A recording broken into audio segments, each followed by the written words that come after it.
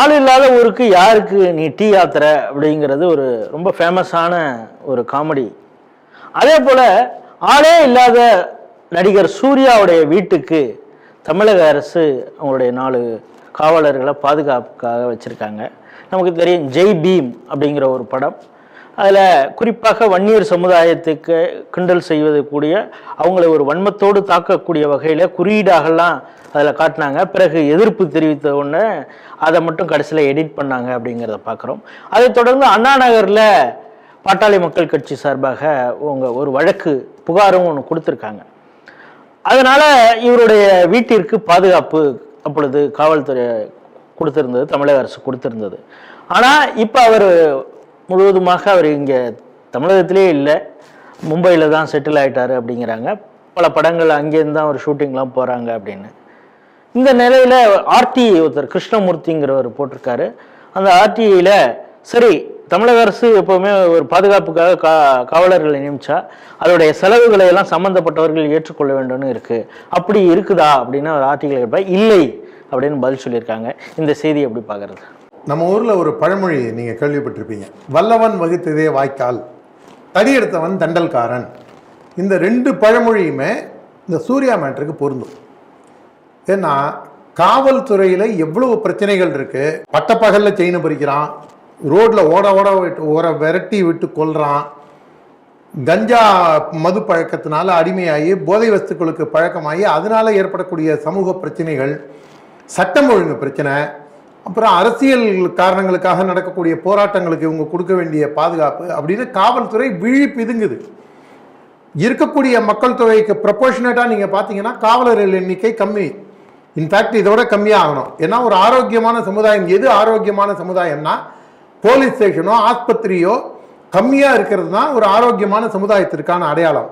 ஆனால் இங்கே என்ன பண்ணுறாங்க இவங்க, மாறாக இருக்கக்கூடிய காவலர்களை அங்கங்கே பிரித்து கொடுத்து அவங்களுக்கு செக்யூரிட்டி இவங்களுக்கு இதுன்னு அனுப்பிச்சு இப்போ சூர்யா வீட்டுக்கு, அதுவும் பூட்டின வீட்டுக்கு ஏண்டா பூட்டின கேட்டை ஏண்டா ஆட்டுறேங்கிற கதையா? யாருமே இல்லை. அந்த விவேக் ஜோக்கு நீங்கள் சொன்னதுக்கு 100% கரெக்டு. யாருமே இல்லை அதை கடைக்கு ஏண்டா டீ ஆத்துறேங்கிற கதையா? பூட்டின வீட்டுக்கு 4 பேர் பாதுகாப்பு எதுக்காக? எல்லாத்துக்கும் மேலே சூர்யா இங்கே இல்லவும் இல்லை, அவங்க ஜோதிகாவும் வரதில்லை. வந்தாலும் அவங்க ஏதோ ஸ்டார் ஹோட்டலேருந்து ப்ரெஸ் மீட்டை கொடுத்துட்டு அப்படியே கிளம்பி போயிடுறாங்க.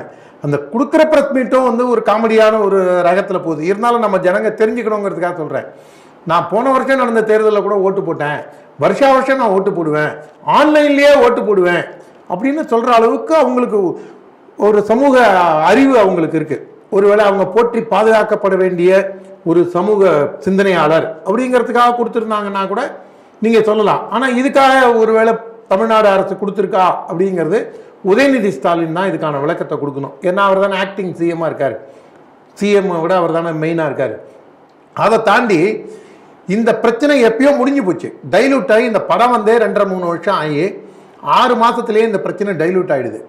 இது ஒரு வேதனையான விஷயமாக தான் நான் பார்க்குறேன். என்ன காரணம்னா இப்போ நம்முடைய சங் பரிவார் இயக்கத்தில் இருக்கக்கூடிய அது வெளியில் வேறு சில திடீர் குபீர் போராளிகள் வராங்க, அவங்களுக்கும் கொடுக்குறாங்க, அவங்க அவங்களே காரை உடைக்கிறாங்க, அவங்கள வெட்டிக்கிறாங்க. இந்த மாதிரி பல சம்பவங்கள் இருக்குது. அதை கடந்து உண்மையான போராளிகளாக களத்தில் இயங்கக்கூடிய நாம் பார்க்குற ஒரு கஷ்டமான, அதுவும் ஒரு நெருக்கடியான பொருளாதார நெருக்கடியான சூழ்நிலையில் கூட அவன் குடும்பத்தை விட்டுட்டு அவனுடைய வேலையை விட்டுட்டு அவன் இந்த இந்து தேசியத்துக்காக வேலை செய்ய வரவனுக்கு அவனுக்கு லைஃப் த்ரெட் இருக்குது. அதன் அடிப்படையில் காவல்துறையே முன் உங்களுக்கு இது பிரச்சனை இருக்குங்க, உங்களுக்கு பிஎஸ்ஓ தரோம் அப்படின்னு கேட்கும்போது எனக்கு கூட ரொம்ப நாள் முன்னாடி கேட்டபோது தயவு செஞ்சு வானான்னு. என்ன காரணம்னா நாம் ஆட்டோவில் போகிறோம், ஷேர் ஆட்டோவில் ஏறி போகிறோம், பைக் ஓட்டிகிட்டு இருந்த காலத்தில் பைக்கில் அவரை வச்சுட்டு தான் போனோம். இந்த மாதிரி பல்வேறு சங்கடங்கள் நமக்கு இருக்குது. ஆனால் இதையும் மீறி பல பேருக்கு நீங்கள் வச்சுக்கிட்டு தான் ஆகணும்னு காவல்துறை நெருக்கடி கொடுக்குறவங்களுக்கு கூட பல பேர் அன்னாடங்காட்சிகள்.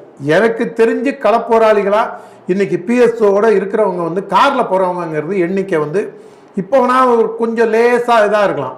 ஆனால் ஒரு 2-3 வருஷம் முன்னாடி 2021க்கு முன்னாடி வரைக்குமே ஷேர் ஆட்டோவில் போகிறவன், பஸ்ஸில் போகிறவன், அவனோட டூ வீலரில் போலீஸ்காரங்களை வச்சுட்டு போகிறவங்க, எனக்கு தெரிஞ்சு ஒரு சில போராளிகள்லாம் நம்மக்கிட்ட இருக்கிறவங்க அவங்களுக்கு டூ வீலர் கூட இருக்காது. அவங்க பஸ்ஸில் பொது போக்குவரத்தில் கிளம்பி போகிறவங்க, ரயிலில் போகிறவங்க, எலக்ட்ரிக் ட்ரெயினில் ட்ராவல் பண்ணுறவங்க, குறிப்பாக நம்ம பரமேஸ்வரன் நங்கநல்லூரில் இருக்காரு. அவர் மாதிரி ஆட்கள்லாம் நீங்கள் பார்த்தீங்கன்னா ஒரு சாதாரண வாழ்க்கை வாழ்கிறவங்க, 40 வருஷமாக அந்த சமுதாயத்துக்கு வேலை செய்கிறவங்க, அவங்களையும் நீங்கள் சூர்யாவையும் ஒரே தட்டில் வைக்கிறதுங்கிறது இதை போன்ற தன்னலமற்ற தியாகிகளை அவமானப்படுத்தும் செயல். இது இதை நானே ஒரு கேவலமாக ஒரு இன்சல்ட் டு த வாரியர்ஸ் தான் நான் ஃபீல் பண்ணுறேன். இல்லை இப்போ இதில் இப்போ நீங்கள் சொல்கிறதுனால இந்த ஒரு சிலரை நீங்கள் குறிப்பிட்டு சொன்னதுனால சொல்கிறேன். இப்போ அவங்க கூட 2 வீலரில் போனால் கூட அந்த காவல் செலவு, டீ செலவு என்ன செய்யறாங்களோ பாத்துக்கிறாங்க, அவங்களே பார்த்துப்பாங்க. அந்த போலீஸ்காரங்களை கண்ணியமாகவும் நடத்துவாங்க. ஒரு சில பேர் மாதிரி கடைக்கு போய் அதை வாங்கிட்டு வா இதை வாங்கிட்டு வான்னு சொல்றது நான் 100% நம்ம ஆட்கள்ல நான் யார்த்தையுமே பார்த்தது கிடையாது. அவங்களும் நாம கண்ணியமா நடத்துறதை பார்த்துட்டு அவங்களும் புரிஞ்சுக்கிட்டு அவங்களும் அந்த காவல்துறையை அதே மாதிரி செயல்படுறாங்க. பட் இந்த ஆர்டிஐல உங்களுக்கு ஒரு 10 பைசா கூட அந்த குடும்பம் செலவு பண்ணல, ஒரே 1 ரூபா கூட அவங்களுக்கு செலவு பண்ணல. நல்ல வேலை. இன்ஃபேக்ட் போலீஸ்காரங்க எல்லாம் சூர்யாக்கும் ஜோதிகாக்கும் சிவகுமாருக்கும் நன்றி தெரிவிக்கணும். டெய்லி நீங்க வரும்போது ஆளுக்கு 100 ரூபா கொடுங்க, அது அகரம் ஃபவுண்டேஷனுக்கு வச்சுக்கிறோம் அப்படின்னு சொல்லாம இருக்காங்களேங்கிறதுக்காக அந்த போலீஸ்காரங்க டெய்லி கார்த்தால வீட்டுக்கு கிளம்பும்போதும் போகும்போதும் சல்யூட் அடிச்சு நன்றி சார் அப்படின்னு சொல்லிட்டு போகிறதான் யதார்த்தமாக இருக்கும்னு பார்க்குறவங்க ஃபீல் பண்ணுறாங்க. ஏன்னா அவங்க ஒப்புக்காக செய்கிறாங்க அப்படிங்கிற ஒரு பார்வை இருக்குது. அதை தாண்டி இது அரசியல் காரணங்களுக்காக மட்டுமே ஒரு திரைத்துறையில் இருக்கிறவங்க, கருணாநிதிக்கு இருக்கக்கூடிய அதே பப்ளிசிட்டி மேனியாக்கு ஸ்டாலினுக்கு டிரான்ஸ்ஃபர் ஆகிருக்குன்னு நினைக்கிறேன். அது அப்படியே உதயநிதி ஸ்டாலினுக்கும் டிரான்ஸ்ஃபர் ஆகிருக்கிறதுனால தான் இப்போ யாருமே இல்லாத வீட்டுக்கும் ஒரு 4 பேரை போட்டு போலீஸ் பாதுகாப்பு. அதுக்கு பதிலாக அதே டி நகரில் இருக்கக்கூடிய பல்வேறு பிரச்சனைகளுக்கு குற்றச்சம்பவங்களை தடுக்கிறதுக்கு இந்த காவலர்களை பயன்படுத்தி இருக்கலாம். அரசாங்கம் கண்டிப்பாக இதை முன்னெடுக்க வேண்டும். ஆர்டிஐயில் இதை விசாரித்த நண்பர் கிருஷ்ணமூர்த்திக்கு என்னுடைய பணிவான வணக்கம் கலந்த நன்றிகளை தெரிவித்துக் கொள்கிறேன்.